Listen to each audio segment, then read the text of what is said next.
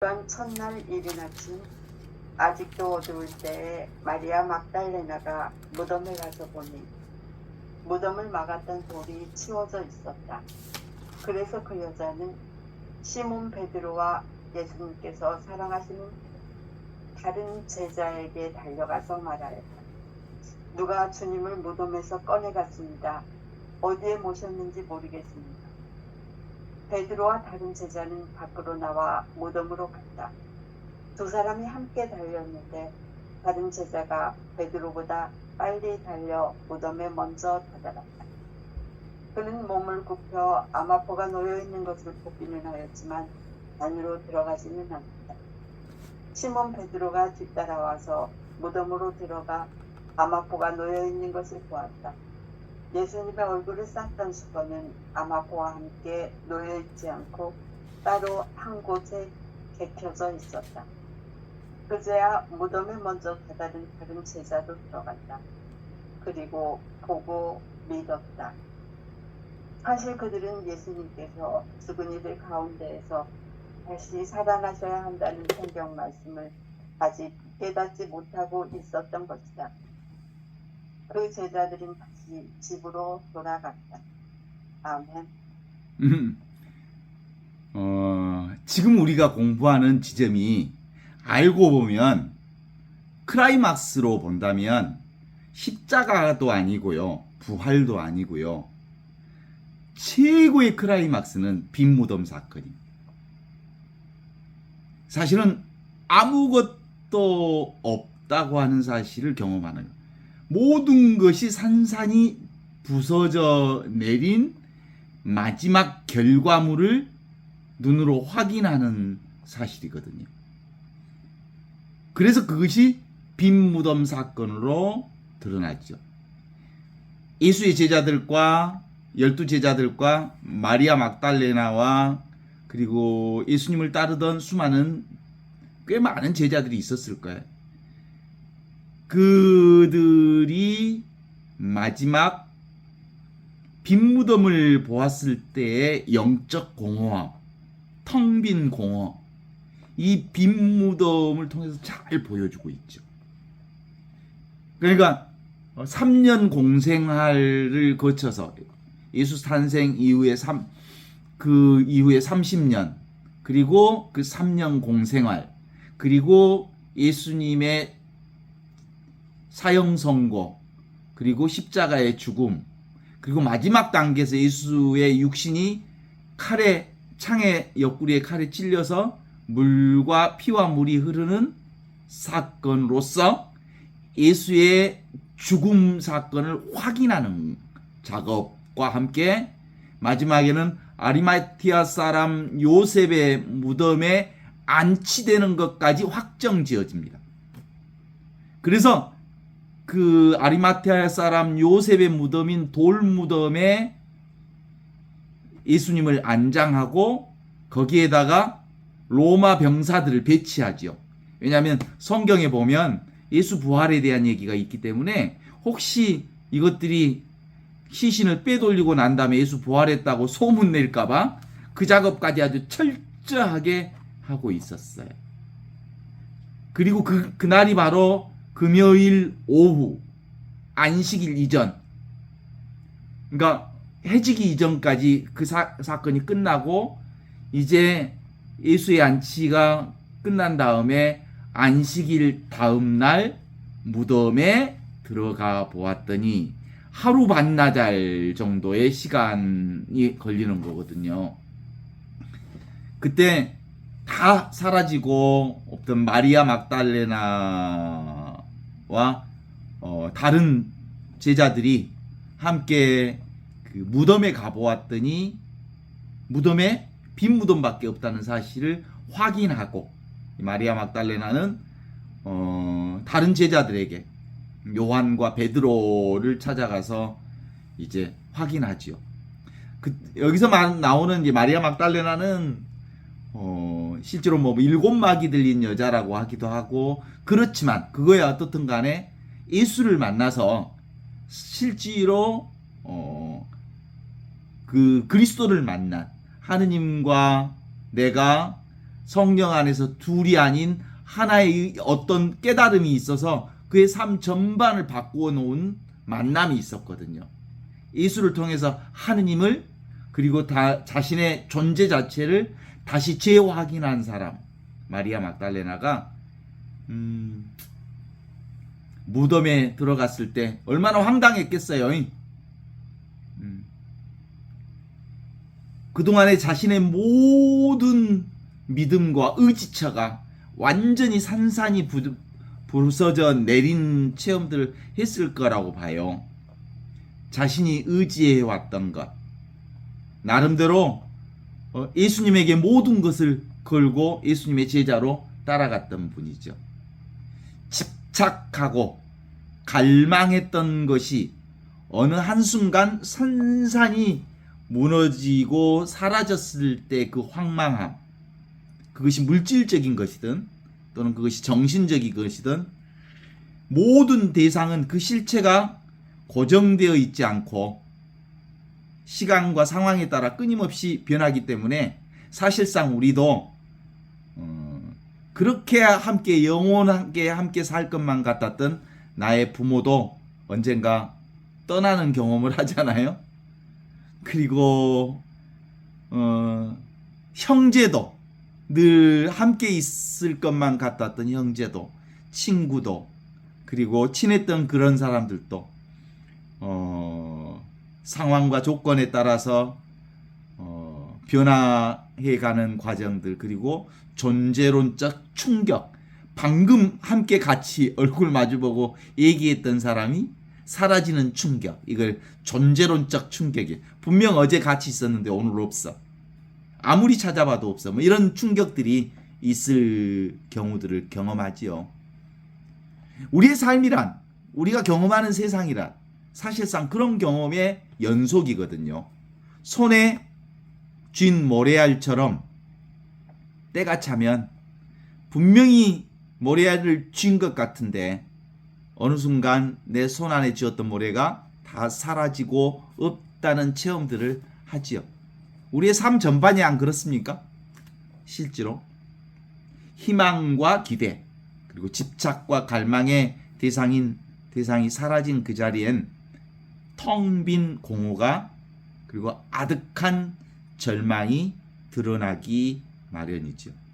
뭔가 잃어버린 듯한 상실감, 채워지지 않는 결핍감, 지금 이대로 충분하지 않다는 느낌이 가슴속 저 아랫배 깊은 곳에까지 짜릿하게 느껴오는 그 공허감, 자기 이 세상에 나 혼자만 덩그러니 남아있는 것만 같은 애로움과 고독감, 그런 것들이 찾아오는 텅 빈 허전함, 그것이죠.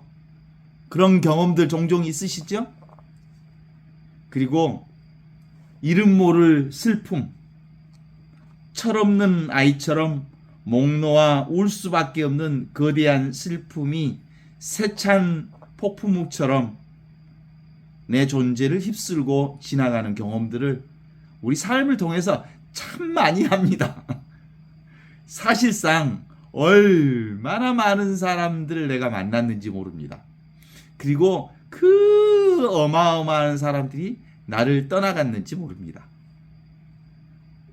많은 사람들이 왔고 많은 사람들이 내 곁을 스쳐갔고 많은 사건들이 왔고 많은 사건들이 나를 스쳐갔습니다.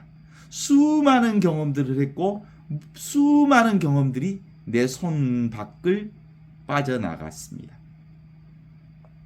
내가 의지했던 그 어떤 것들도 사라지는 그 자리에 갑작스레 아득한 엄마 품에서 벗어날 때 느꼈던 그 근원적인 어떤 허전함, 가래, 인간 존재의 내재적 실존적 불안, 두려움, 공포, 유령처럼 출몰하는 상황이 사실은 마리아 막달레나와 예수를 따르던 제자들 뿐만 아니라 12제자들 사이에 그런 공허감이 크게 밀려왔으리라고 보죠. 어떻습니까? 충분히 상상할 수 있죠. 하지만 괜찮습니다. 우리도 숱하게 그런 경험을 하고 살았고 앞으로도 그 경험을 할 것입니다. 울고 싶으면 마음껏 울어도 됩니다. 애로울 때 충분히 애로워도 됩니다. 애로움과 두려움에 사시나무처럼 떨고 있는 자기 자신의 그 애로움과 고독이 밀려오면 그렇게 떨어도 됩니다. 울고 싶으면 사정없이 울어도 됩니다. 목 놓아 울어도 괜찮습니다. 다만 다시 무언가 부어 잡으려는 헛된 노력, 낡고 오래된 습관으로 돌아가지만 않으면 됩니다. 왜냐하면요, 눈에 보이는 온갖 세상의 모든 것들은 그렇듯 왔다 가는 것들이거든요. 일어났다 사라지는 것들이거든요. 오고 가는 것들이거든요. 그렇습니다. 모든 것이 다 한동안 모든 것이 산산이 무너져 내린 그 자리에 그냥 주저앉아 있으십시오. 텅 빈 허전함, 공허함, 그걸 충분히 경험하십시오. 그러다 보면 의지해왔던 것, 집착하고 갈망했던 것들이 사라진 그 자리, 바로 그 자리, 그 자리에 뭔가가 차지하고 있는 텅 빈 충만함이 서서히 느껴진 때가 있을 겁니다. 드러나지 않아서 텅 빈 공간에 문득 한 줄기 바람이 불어올지도 모릅니다. 바람결에 텅 비어 있음이 상실이나 결핍, 부재가 아니라 우와, 이게 바로 열려있는 가능성, 가능태, 가능한 상태, 충만한 살아있는 현존임을 깨달을지 모릅니다. 그 자리가 바로 살아계신 하느님이 계신 자리라는 사실을 확인하는 그 깨달음이 올지도 모릅니다. 실상, 진리의 실상은 바로 그 자리에 있습니다. 하느님의 살아있는 하느님의 실상이 바로 그 자리, 현존 자리. 텅 비어 있는데 아무것도 없는데 그게 바로 가능태란 말이에요. 그게 바로 온갖 살아있는 하느님의 생명이 가득한 자리라는 것이지. 뭐라고 할까요?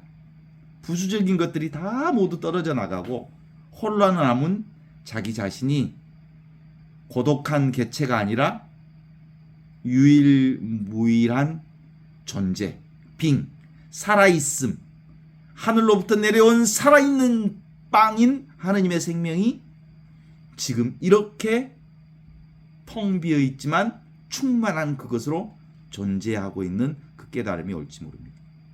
희망과 기대, 집착과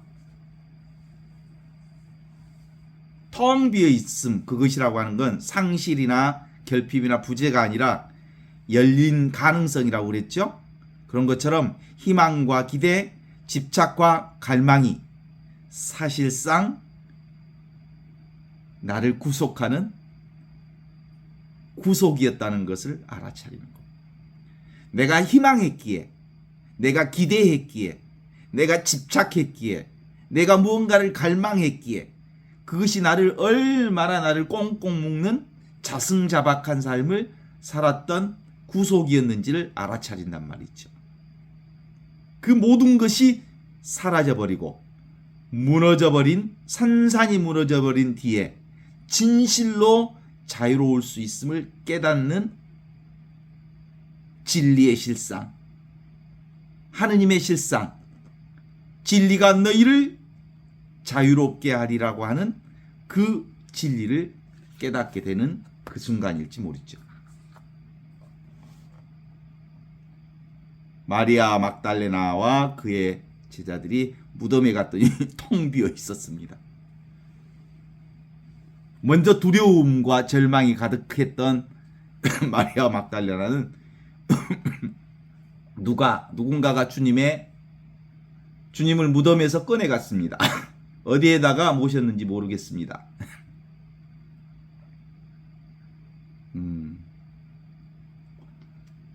왜냐하면 예수님의 시신에 향유를 바르러 기름과 향유를 준비해 갖고 갔거든요. 이 빈 무덤이라고 하는 건 정말 당황스럽죠. 정말 당황스럽죠. 그런데 그 당황스러운 그 자리, 텅 비어 있는 그 자리에 사실상 부활하신 하느님이 살아있는 하느님을 만나는 자리라는 사실을 아직 깨닫지 못했던 마리아 막달레나와 그리고 그 제자들 어때요? 아직도 빈 무덤 사건은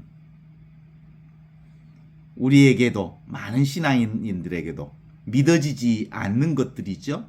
빈 무덤 사건에서 부활을 경험한다는 건 믿어지지 않죠? 또 하나 믿어지지 않는 것 중에 하나가 하느님 창조 신앙도 이성적으로는 믿을 수 없는 것들이거든요. 안 믿어져요. 부활과 창조 그것 역시. 왜냐하면 그건 인간의 이성을 초월한 거거든요. 인간의 생각을 내려놓을 때 비로소 아하 온통 창조 역사 창조주 하느님과 내가 그리고 이 세상과 모두가 둘이 아닌 하나로 이렇게 생생하게 드러나 있구나라는 것을 아는 자리거든요. 창조 자리, 부활 자리, 그건 이성의 자리가 아닙니다. 생각으로서는 알아들을 수 있는 자리가 아닙니다. 그것은 생각을 내려놓을 때 온전히 확인되는 자리거든요. 그래서 하느님께서 이 세상을 창조하셨다는 것을 정말 생각이 아니고 지식이 아니고 신앙으로 온전히 믿는다는 것, 이게 기적입니다. 하느님이 창조하셨다는 걸 믿는 것, 또 하느님의 부활을 믿는 것, 그리고 이 부활 신앙을 믿는 건 근본적으로 인간의 능력이 아닙니다.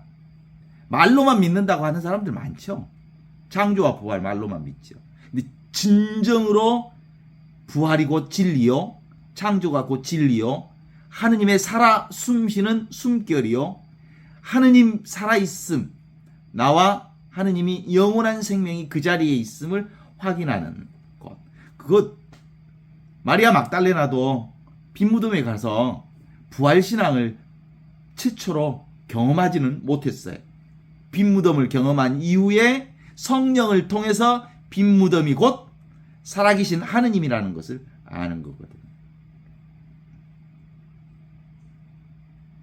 그래서 이 빈 무덤 사건을 제자들에게 알리잖아요. 마리아 막달레나가 베드로와 요한에게 알렸다고 그러죠.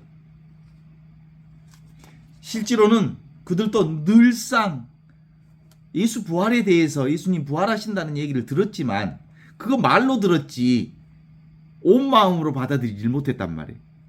다 들었다니까? 다 안다니까? 예수님 부활한다는 거 아는데 빈 무덤에 갔을 때 그 빈 무덤이 부활로 믿어지지 않는 거거든요.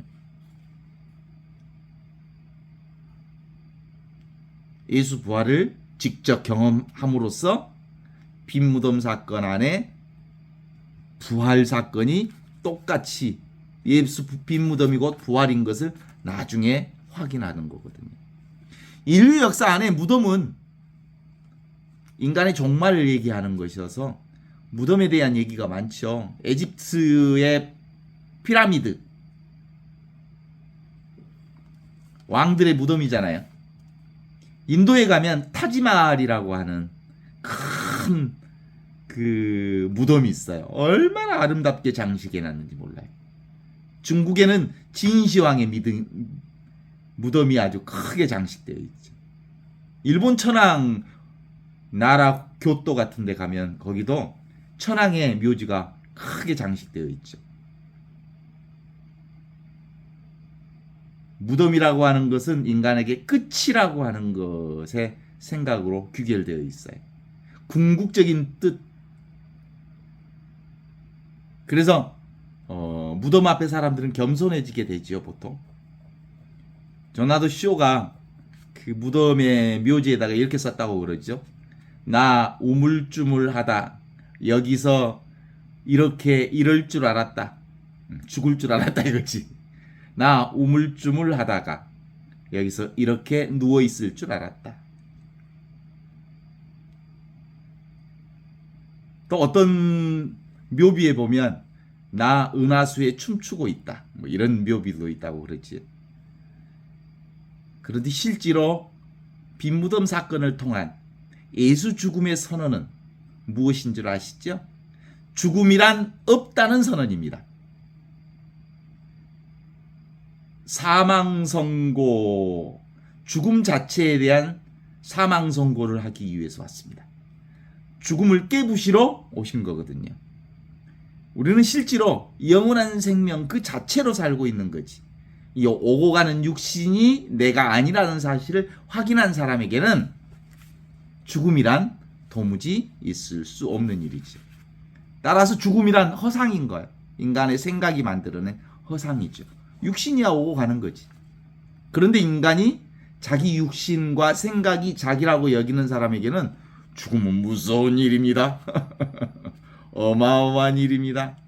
그러나 실제로 하느님의 모습, 이마고데이, 하느님의 형상으로 만들어진 인간은 모양 없는 모양, 형상 없는 형상이 바로 나, 하느님과 둘이 아닌 나라는 사실을 깨달은 사람은 이 빈무덤 사건을 통해서 죽음이 없다는 예수 그리스도의 선언이야말로 부활을 경험하는 놀라운 깨달음이 있죠.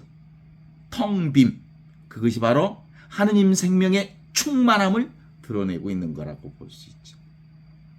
그래서 요한이 제자들에게 베드로하고 요한한테 말했더니 요한하고 베드로가 달려왔습니다.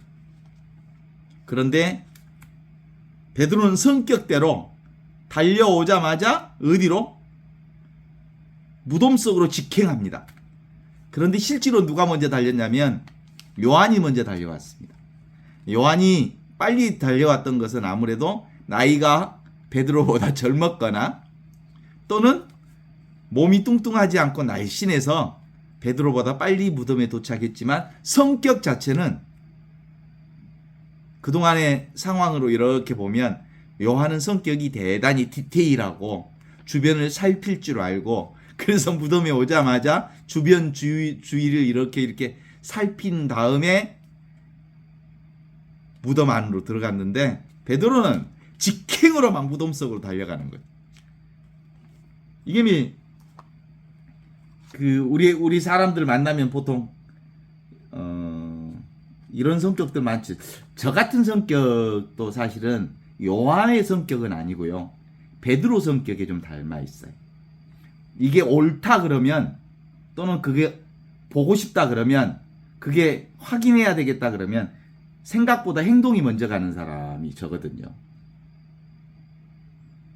쑥 들어갑니다. 그래서 어떤 동창이 저한테 그랬었거든요. 최신부하고 자신하고 결합해놨으면 정말 금상첨화가 되겠다는 얘기를 한 적이 있어요. 그 신부 이름을 구체적으로 거론하기는 어렵지만 그 신부는 대단히 디테일해서 이렇게 하나하나 돌계단도 점검해 가면서 보는 사람이고 생각을 아주 섬세하게 하는 사람이고 그런 사람인데 최민석이는 그냥 해본대. 저질러 본대. 그래갖고 자기는 머릿속에 구상하고 있는 단계인데 최민석이는 벌써 실천 단계로 들어가 본대. 그래서 자기는 한참 늦는데 최민석이는 자기보다 한 발 빠르대. 그래서 자신의 그 디테일함과 최민석 신부의 그 실행력과 합하면 우리 둘이 만나면 정말 금상첨화 같은데 그 얘기를 한 적이 있었거든. 그때 당시가 한참 40대, 30대 후반 40대니까 참 많은 일을 했죠. 소비자 운동도 하고 생협 운동도 하고 농촌의 이러저러한 문제도 하고 교회 내 소공동체 운동도 하고 수많은 일들을 시도하는데 그냥 해보라. 근데 대하보라. 야, 놀랍다 너. 뭐 이런 얘기를 들은 적이 있었거든요. 그런 것처럼 베드로와 요한의 성격이 그런 거 아닐까? 근데 베드로와 요한의 성격을 그렇게 짬뽕 해놨으면 정말 금상첨화였을 것 같아. 그때야 비로소 그들은 8절 한번 읽어보실래요? 그때야 그들은 먼저 갔던 다른 제자도 보고 믿더라. 이 8절 한번 다시 한번 읽어주세요. 그제야 무덤에 먼저 다다른 다른 제자도 들어갔다. 그리고 보고 믿었다. 이 말을 제가 다시 읽어보라고 하는 얘기는 그때까지 그들은 부활을 믿지 않았다는 거예요. 수없이 부활에 대해서 들었거든. 너희들은 보고야 믿냐? 이게 이제 인간적인 믿음이거든요. 보고야 믿는 믿음. 확인해야 믿게 되는 것이 인간적인 믿음이고요. 보지 않고 믿는 믿음이 있어야 빈 무덤의 믿음을 확인할 수 있거든요. 보는 현상 속에 보이지 않는 본질을 보는 믿음.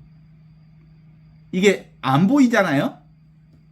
안 보이는 것이 사실은 고요한 그것이 텅 비어 있는 그것이 있기에 바탕이 있기에 보이지 않는 그 바탕이 있기에 그 보이지 않는 바탕 위에 사실은 보이는 현상을 경험할 수 있는 거거든요. 그죠? 색이 있기에 공이 있기에 색이 있는 거고요. 그 다음에 현상, 상이 있기에 본질, 성이 있거든요. 그래서 성상이 하나고요. 그 다음에 상성이 하나인 거거든요. 물이 있기에 물결이 있는 거고요. 그죠? 결이 있으니까 물을 알게 되는 거거든요. 그러니까 부활이라고 하는 것이 이 빈 무덤이라고 하는 게 실상이라는 말은 보이지 않는 하느님이 실상이라는 거예요. 진리의 실상은 하느님의 실상은 이 보이지 않는 빈 무덤과 같은 것, 허공과 같은 것, 공과 같은 것을 드러내주는 신앙의 최고 단계를 보여주는 거거든요. 빈 무덤을 믿기 위해서 예수님은 공생활 안에서도 그런 거 많이 보여주셨거든. 변모산에서 모세와 엘리야 그리고 예수님이 함께 대화하는 모습을 보여주셨거든요. 근데 이 보이지 않는 것들을 보는 눈이 없는 베드로와 제자들이 너무 좋습니다. 천막 셋을 지어다가 여기서 우리 영원히 삽시다. 그거 얘기하는 거 아니거든. 보이지 않는 이걸 얘기하는 거거든. 그런데 베드로는 뭘 딱 잡냐면 보이는 것을 딱 잡는 순간 구름이 쫙 갇히면서 사라져 버리는 겁니다.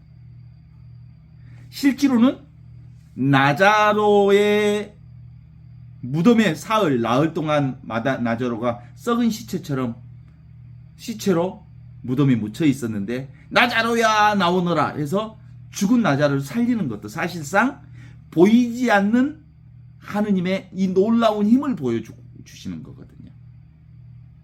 이 기적인데 보이는 것 말고야 보이지 않는 하느님의 힘이 있다는 걸 가르쳐 주는 거거든요. 그래요. 우리는 그거 어디서 늘 경험해요? 이 순간에 나를 경험하는 거거든요. 이 순간에 나 아무것도 없지만 온갖 것을 경험하는 자리가 이 텅 빈 무덤과 같은 진리의 실상 자리, 이 자리를 얘기하는 거예요. 이게 바로 this is it. 이것이 바로 그거야. 눈에 보이는 눈앞에 이것. 이 순간에 내가 바로 텅 빈 무덤과 같은 하느님의 실상 자리야. 이게 바로 진리의 실상 자리야. 그런데 사람들은 이 텅 비어 있는 빈 무덤과 같은 것들을 두려워해. 늘 나 없음이 두려워. 나 없음이 진짜 나 있음이거든. 그쵸? 그래서 예수님 늘 하셨던 얘기 중에 가장 핵심적인 얘기가 두려워하지 마라. 나다. 용기를 내어라. 내가 세상을 이겼노라. 이렇게 말씀. 그래서 마음껏 살아도 괜찮습니다. 지금 이 순간 기쁘게 살아도 괜찮습니다. 울어도 괜찮습니다. 이 순간을 사십시오. 운명을 사랑하십시오. 모든 것은 흘러가지만 지금 눈앞에 있는 이 빈 무덤과 같은 텅 비어있는 이 자리는 사라지지 않기 때문입니다. 마태복음 26장 39절에서 40절에 이렇게 말씀하시잖아요. 예수께서 그들에게 말씀하셨습니다. 내 마음이 너무 괴로워 죽을 지경이다. 너희는 여기 머물러 나와 함께 머물러 있어라. 지금 이 순간 나와 함께 있어라. 이런 뜻이요. 지금 이 순간을 살아라. 예수께서 조금 떨어진 곳에 가셔서 얼굴을 땅에 파묻고 엎드려 기도하셨습니다. 아버지, 할 수만 있다면 이 잔을 제게서 거두어 주십시오. 그러나 내 뜻대로 하지 마시고 아버지의 뜻대로 하십시오.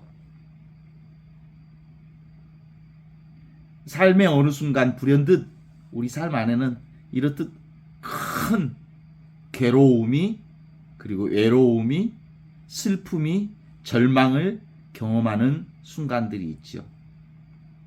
그 순간 나는 괴롭다라는 생각이 일어나죠.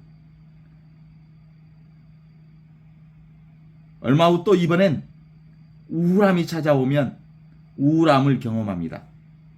그러면 나는 우울하다라고 판단합니다. 또 예상치 않게 여러 사건을 겪을 때도 있습니다. 불안한 경험. 본능적으로 나는 불안하다는 경험을 하죠. 나는 두렵다라고 하는 경험을 하죠. 그럼 두려움과 불안함이 자연스럽게 일어날 수 있어요. 하지만 나는 괴로움이 아닙니다. 나는 두려움이 아닙니다. 나는 우울함도 아닙니다. 나는 불안함도 아닙니다. 진정한 나는 그 불안함, 두려움, 괴로움, 우울함, 두려움을 느끼는 느낌, 감정, 생각이 일어나는 그 바탕이 나입니다. 그러한 느낌, 감정, 생각들에 대한 자각 자체입니다. 인식 자체가 나입니다. 영화의 그 장면들이 흘러나올 때 그 장면이 어디서 비춰지냐면 스크린 위에 비춰지는 것처럼 그 스크린이 나요. 숱한 메시지를 칠판에다 쓰지만 그런 것들은 왔다 갔다 지우면 없어지는 것이지만 그 글씨와 메시지는 어디다 쓰냐면 하얀 화이트보드에다 쓰는 거죠. 그래서 늘 나는 그 화이트보드처럼 존재하는 그 나이죠. 그래서 두려움이나 괴로움이나 우울함이나 불안함은 왔다 가는 것이지만 나는 그것을 경험하는 나이. 나 없이 그것들을 경험할 수 없습니다. 참된 나는 없는 채로 있는 이것입니다. 이게 바로 텅 빈 무덤과 같은 허공과 같은 것. 지금 이 순간의 나, 이게 빈 무덤입니다. 없기 때문에 진실로 있는 것입니다. 텅 비어있는 가능태 위에 진리의 실상이, 하느님의 실상이 그렇듯 펼쳐지는 거죠. 다시 한번 확인해 봅니다. 괴로움, 우울함, 불안함, 두려움, 절망감, 슬픔, 이런 것들은 오고 가는 그것이죠. 왔다 간단께. 그런데 그 순간에도 언제나 늘 변함없이 항상 그 배경으로 있는 내가 있단께. 그게 바로 참된 나고, 그게 바로 고요하고 적적하지만 늘 고요한 상태로 있는 나이죠. 진공묘유, 텅 비어 있는 것 같지만 고요한 채로 존재하는 내가 바로 그거예요.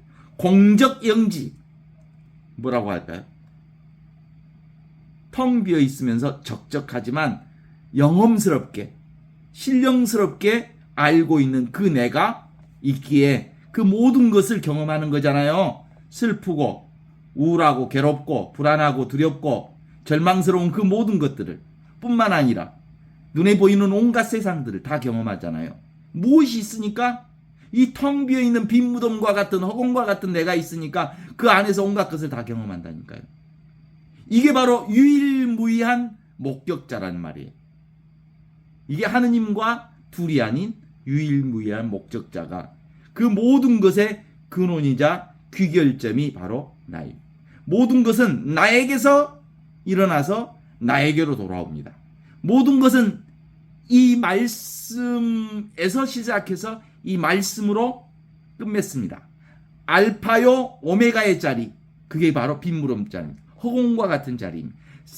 생명으로 충만한 하느님의 자리입니다. 진리의 실상이요 하느님의 실상 자리입니다. 하지만 나는 언제나 항상 지금 여기 이 순간의 나로 그대로 있습니다. 지금 저의 이 강의를 듣고 있는 그것이 바로 눈앞에 이것이 바로 그것입니다. This is it. 영어 할 줄 알죠? This is it. 이것이 바로 그것이요. 세상의 모든 것이 다 나를 등지고 나에게서 등을 돌리고 아득한 나락에 빠져 더 이상 헤어나올 수 없을 때조차 진정한 나는 그 순간에도 스스로 환하게 빛나고 있습니다. 한시도 나를 떠나 있지 않습니다. 임마누엘 하느님, 그분이 나와 이렇게 항상 함께 있습니다. 특정한 느낌과 감정과 생각과 동일시되어서 매몰되어 있을 때도 참된 나는, 진짜 나는, 하느님과 둘이 아닌 임마누엘 하느님으로서의 나는 그 모든 상황을 완전한 침묵 속에서 목격하고 있습니다. 그런데 그걸 굳이 말하면 사람들은 그걸 목격자라고 그러는데 목격자가 따로 있는 게 아니에요. 따로 있지 않고 그냥 목격하는 하느님의 눈, 안목이 열리는 것. 있는 것 같지만 사실은 없는 나. 순수의식, 가능태,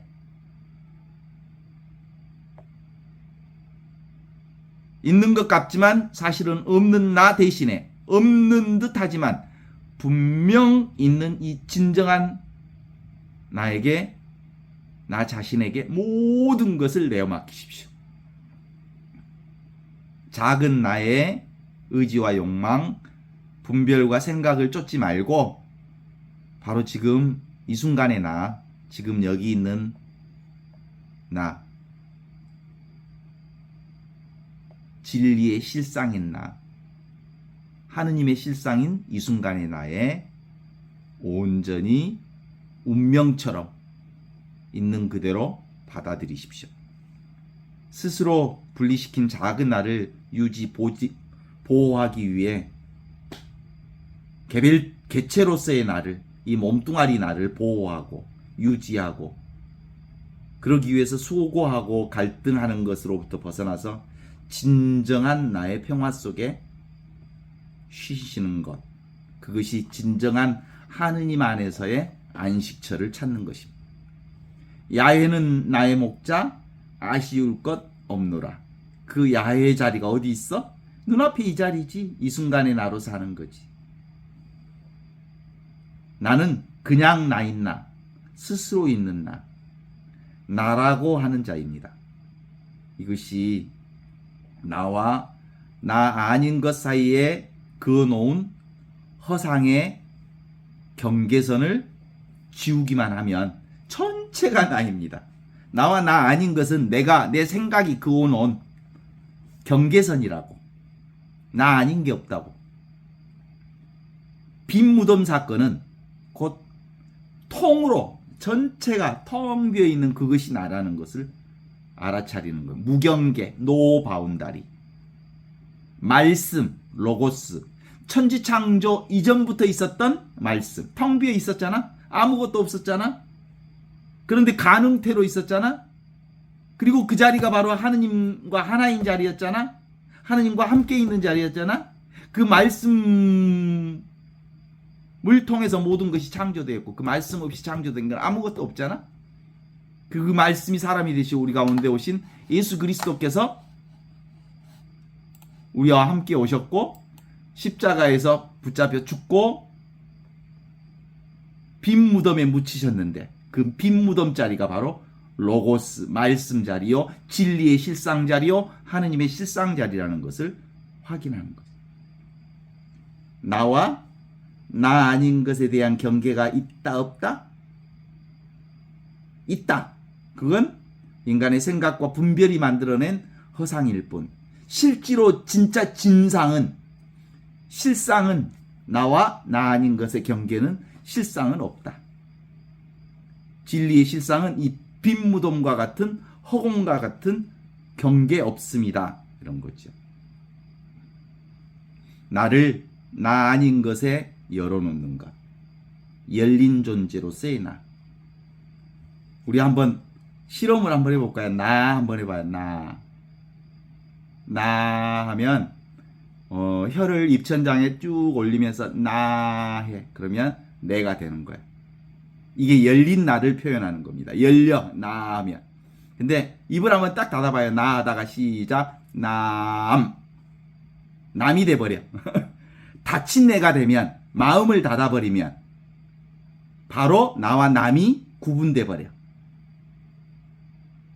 그래서 늘 진정한 나는 열린 존재로서, 내가 전일적 존재로서, 전체 존재로서, 텅 비어 있지만 모든 것을 다 알아차리는 이 존재로서 살 때 내가 진리의 실상을 사는 거고, 하느님의 실상을 사는 거고, 하느님과 둘이 아닌 임마누엘 하느님으로 사는 거거든요.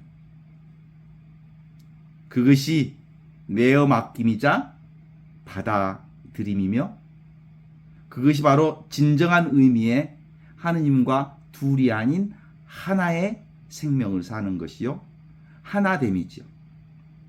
아버지, 이 사람들이 모두가 다 아버지 안에 하나가 되게 해주십시오 라고 기도했던 예수님의 절절한 기도가 바로 이 기도를 얘기하는 거예요. 그때 비로소 본래부터 있던 존재, 순수의식이요, 영원한 생명이요, 근원적 평화가 우리 안에 펼쳐질 거라는 거지.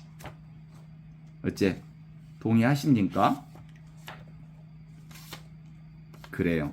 빈 무덤이 바로 뭐라고요? 진리의 실상이라고요. 빈 무덤이 바로 하느님의 실상이라고요.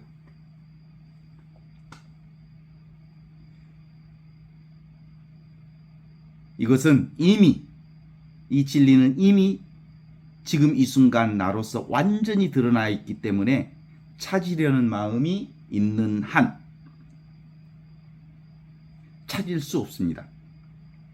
겉으로 드러난 찾으려는 그 마음에 가려서 텅 빈 가능성으로서 빈 무덤에 열린 존재는 드러나지 않게 됩니다. 일어났다 사라지지만 그 생각이 일어난 바탕자리, 일찍이 일어난 적도 없고 사라진 적도 없는 그 자리, 그게 바로 지금 여기 이렇게 있습니다. 이게 뭐라고요? 텅 비어있는 빈 무덤과 같은 허공자리, 말씀 자리, 로고스 자리, 순수의식의 자리, 빙의 자리, 인식의 자리, 바로 그 자리가 지복의 자리입니다. 지복, 하느님을 보는 자리라고요. 생각과 그로 인한 분별, 판단 기준으로 삼아서 이것을 확인하려는 한 끝없이 찾아 헤매는 일을 멈출 수가 없습니다. 어떤 인연에 문득 한 생각이 멈추어 제자리로 돌아가는 순간 본래부터 언제나 눈앞에 있던 이것을 깨우치게 됩니다. 스스로 깨우치고 보면 단 한순간도 우리가 이 하느님의 자리로부터, 이 빈 무덤과 같은 허공 자리로부터 떠난 적이 없었다는 사실을 확인합니다. 진짜 이것을 확인한 사람은 실소를 터뜨립니다. 이걸 모르고 있었다니. 어떠한 객관적 속성도 가지고 있지 않는 이 빈 무덤과 같은 허공. 이 허공은 나와 떨어져 있지 않습니다. 이 빈 무덤과 나 사이엔 아무런 경계도 없습니다. 이것이 바로 나이고 내가 바로 이것입니다. 빈 무덤이 바로 나이고 내가 바로 빈 무덤입니다. 온갖 현상이 가득 찬 이대로 그대로 텅 빈 허공과 같은 하나의 성품이 바로 나입니다. 이것은 마치 없는 것처럼 있기에 깨닫지 못하고 있는 것처럼 없는 현상만 쫓아다녔던 것이죠. 빈 무덤, 텅 빈 허공과 같은 나. 도무지 믿을 수도 없고 이해할 수도 없을 거예요. 사람들의 일반적인 상식으로는 도대체가 말도 안 되는 말이죠. 이분법적 사고와 상대적 분별 의식으로는 도무지 납득할 수 없는 말이죠. 설사 납득했다 하더라도 에고 자신이 바탕자아인 하느님 자아인 이것 사이에 틈이 없이 온전히 한 덩어리가 되기는 어렵습니다. 에고가 이걸 이해할 수가 없다고. 개별적 자아인 내 생각으로는 도무지 하느님은 이해될 수 있는 분이 아니라고. 진리는 생각으로는 도무지 알아차릴 수 없다고. 비록 한 덩어리를 이루었다 하더라도 나날의 삶 속에서 익숙해지기가 어렵다고. 직연으로 하느님을 알았다 말하는 사람, 생각으로 하느님을 만났다고 말하는 사람 다 허상에 빠져 있다고. 정말로 하느님의 진상을 경험한 사람은 뭐예요? 텅 비어 있으면서 충만한 하느님의 생명. 그래서 이게 바로 안목이 바뀌어서 이 자리를 발견한 사람만이 가능한 거거든요. 이 하느님의 눈으로 매일 매순간 한 걸음 한 걸음 걸어가야 합니다. 한 걸음 한 걸음이 모두 다 이 하느님과 둘이 아닌 이 생명을 사는 것이죠. 아무리 가도 간 바가 없어야 합니다. 언제 어디서나 그것이 이것이어서 모든 시비분별을 잊어버리면 살아도 산 바가 없고 죽어도 죽는 바가 없는 바로 이것. 이것이 바로 부활 생명인 빈 무덤을 통해서 드러난 부활 생명입니다. 이 부활 생명에 안착하면 온전히 내어 맡김, 완전한 수용, 받아들임이 가능해집니다. 그때 내 안에 온전한 그리스도 평화가 이루어질 것입니다. 주님의 평화가 여러분과 함께.